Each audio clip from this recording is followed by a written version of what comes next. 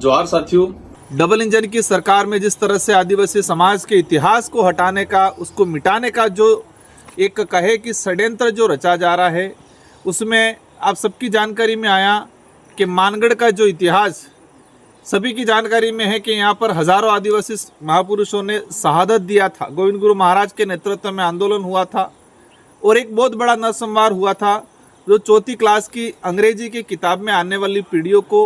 उन शौर्य गाथाओं को, उस समय जो वेट वगार, उस समय जो अत्याचार शोषण हो रहा था, उसके बारे में आने वाली पीढ़ियों को पढ़ाने का जो कार्य किया जा रहा था। लेकिन वर्तमान भाजपा सरकार ने इसको हटाने का प्रयास किया गया है। इससे पहले भी रास्तापाल कांड 1947 में जो घटित हुआ था, कालीबाई क्लास हुआ, जिन्होंने शिक्षा के लिए मतलब अपने गुरु की जान बचाने के लिए अपना प्राण न्यौछावर किया था। जो रास्तापाल हत्याकांड नानाभाई सेंगाभाई रोत और कालीबाई क्लास हुआ, उनका जो इतिहास था उसको हटाने का उन्होंने घिनौना कृत्य किया और इसी क्रम में ये मानगढ़ का इतिहास हटाया गया है। इसके अलावा आर्यू के द्वारा जो राजनीतिक विज्ञान का जो पाठ्यक्रम था, उसमें ज्योतिबा फुले, सावित्रीबाई फुले का इतिहास भी हटाना का जो उन्होंने कृत्य किया है। मतलब देखा गया है कि पिछले 8-10 सालों के अंदर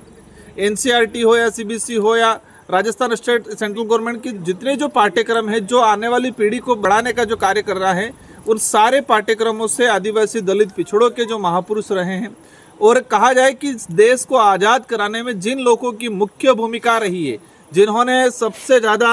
शहादत दी है, इन शहादत महापुरुषों, उन इतिहास को हटाने का प्रयास किया जा रहा है। मैं एक ही चीज़ कहना चाहूँगा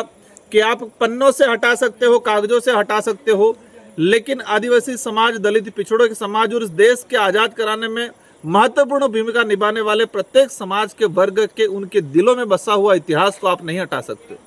जवाब में दे रहे हैं हमारे राजस्थान के शिक्षा मंत्री जी, और कुछ नेता कह रहे हैं कि 5वीं क्लास में है, मतलब आपके जो हिंदी का पर्यावरण का जो सब्जेक्ट है उसमें आपने डाल दिया। मतलब आप 5वीं हिंदी में पढ़ाना चाह रहे हो लेकिन इंग्लिश में नहीं पढ़ाना चाह रहे हो। हमारा सवाल ये है कि क्या इंग्लिश मीडियम पढ़ने वाले बच्चे मानगढ़ हत्याकांड, नानाभाई कालीबाई का हत्याकांड, रास्तापाल हत्याकांड, ज्योतिबा फुले, सावित्रीबाई फुले, इनको नहीं पढ़ना चाहते क्या, या उनको आप पढ़ाना नहीं चाहते हो? यही है इसका हटाने का मेन रीजन। यही है कि आदिवासी दलित पिछड़े समुदाय के अंदर जो एक जनजागृति आई है, अपने महापुरुषों के प्रति एक आत्मविश्वास और कहा जाए कि एक समर्पण की भावना जो जगी है, अपनापन की भावना जो जगी है, और जो देश के इतिहास को समझ के वर्तमान का निर्माण करने के लिए एक क्रांति के रूप में आगाज हुआ है इस क्षेत्र के, उसी से बौखलाहट होकर वर्तमान सरकारें इन इतिहास को हटाना चाहती है, ताकि इनको लगे कि आदिवासी समाज बिखरा हुआ रहे। मानगढ़ वह स्थल है जहाँ पर हजारों आदिवासियों का खून पसीना बहा है, लूलुहान स्थल है वो, और ये 4 राज्यों के आदिवासियों को जोड़ता है, मध्य प्रदेश, महाराष्ट्र, गुजरात और राजस्थान और केंद्र शासित प्रदेश दमन दीप। ये 4 राज्य और एक केंद्र शासित प्रदेश को जोड़ने वाला सेंटर पॉइंट है, एक आस्था का केंद्र है। इनका यही है कि जो बिल प्रदेश की जो डिमांड थी, वो मानगढ़ हत्याकांड का जब पढ़ेंगे तो स्वाभाविक है एक अलग बिल राज कायम करने की जो डिमांड थी, उस डिमांड की ओर अग्रसर करती है ये जो हत्याकांड। तो शायद उनको लगता है कि इस एरिया को बिखेरने के लिए, आदिवासी समुदाय को बिखेरने के लिए, वोट बैंक बनाने के लिए, और आदिवासी समुदाय में क्रांति नहीं आए, एक जागृति नहीं आए, उस उद्देश्य से शायद उनको हटाने का प्रयास किया जा रहा है। लेकिन मैं पुनः कहना चाहूँगा, आप किताबों से, पन्नों से हटा सकते हो, लेकिन आदिवासी समाज, दलित पिछड़ों समाज और इस क्षेत्र में रहने वाला, मानवता में विश्वास करने वाला और जो